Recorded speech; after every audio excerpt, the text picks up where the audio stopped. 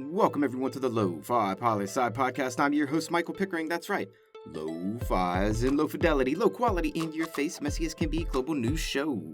Here we're going to talk about that famous question, what's going on in the world today? And it's Wednesday, time for that lo-fi global news, fresh off that press. Coming at us from the Middle East section of the BBC. Israel-Gaza, fear of war as violence escalates. I know most of you have already heard about this over the past week. And I know the headlines have been everywhere. And I know you've probably been like, where you at, Lofi Poli Sci? Where's your 2 cents in on this, huh? Why you being all quiet like, uh-huh? And the short answer? We've been everywhere, as usual. All around 200 countries in the world. And today, we are here. But let me go ahead and tell you, we're not going to give you what you want. And what you will find here will inevitably be unsatisfying. We're not going to talk about the death toll. We mentioned it on Monday in our discussion on Brazil, and how even one death is too many. That statement stands today as it did on Monday, and that statement stands in Israel and Palestine as it does in Brazil and everywhere.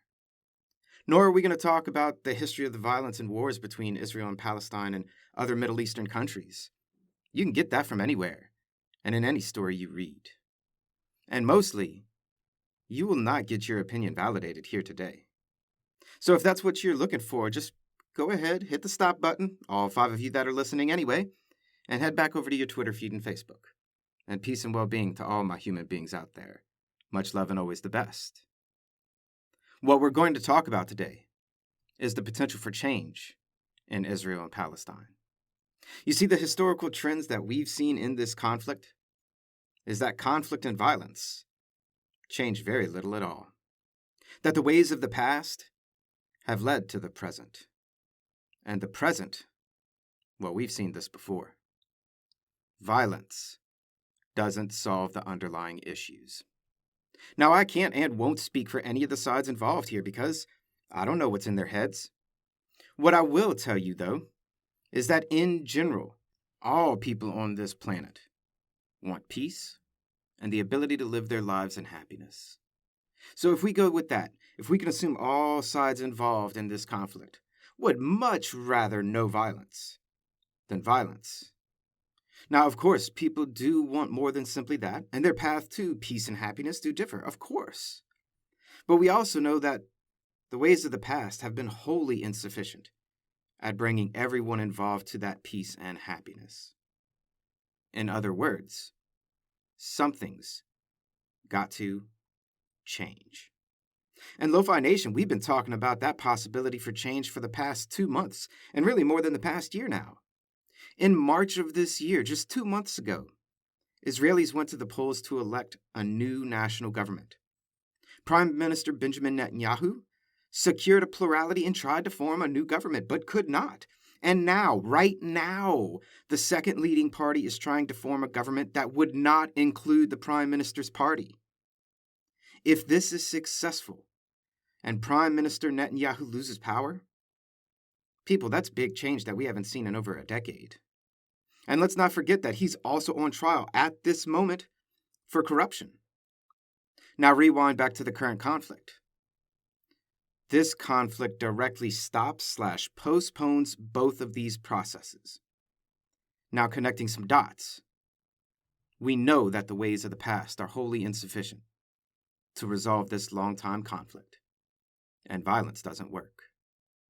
And in fact, the potential for change is currently being hindered by this current conflict.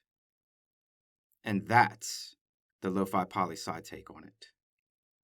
Now moving forward, because we never move on from anything. Source, the BBC, Africa section.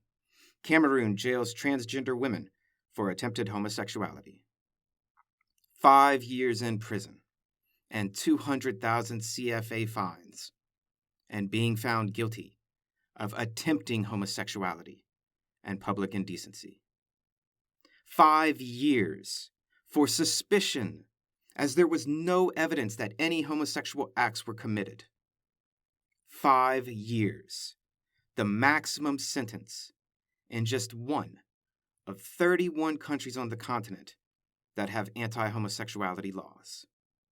Now, the lawyers of these two individuals said that they are appealing this decision because there's no proof in the case. It's all speculation. And this is a story. No, let me take that back. These are lives that we will be following to update you on about what happens with these appeals. And our following story comes from the AP World section. German government makes hate-motivated insults a crime. Now, I'm sure this isn't going to ruffle anyone's feathers about freedom of speech or anything like that. I mean, why would it, right? The story. So the German government is taking a stand, saying too long have people been discriminated against based on their ethnicity, their race, their religion, and even being disabled. And now, whether it's done via a text message, online, or in person, if you use hate-motivated speech to insult someone, another human being in Germany, you could face a fine and up to 2 years in prison. Now, the exact details are still being worked out in Parliament, so it can be passed there. We'll let you know more when we do. And a last piece of news to send you on your way for the day, the science section of NPR. Man who is paralyzed communicates by imagining handwriting. Now this is a life about hope. This is about how amazing human beings can be when we work together to help each other. You see, by monitoring brain signals and the person imagining that they are writing something on a piece of paper, this new device was able to type the words on a computer screen with about 95% accuracy. Check this article out, people. This is simply wonderful and has the potential to help so many people to communicate with others who currently cannot. This has the potential to change people's lives. Thank you, sciencey folk everywhere. We always appreciate your work. And it's a brief snapshot of what's going on in the world today. Always remember that Lofi Poli Sci is more than just me. It's the we that we be. Thanks for listening. Stay safe, wash those hands, and I'll see you on the next episode of the Lofi Poli Sci podcast. Pickering, signing off.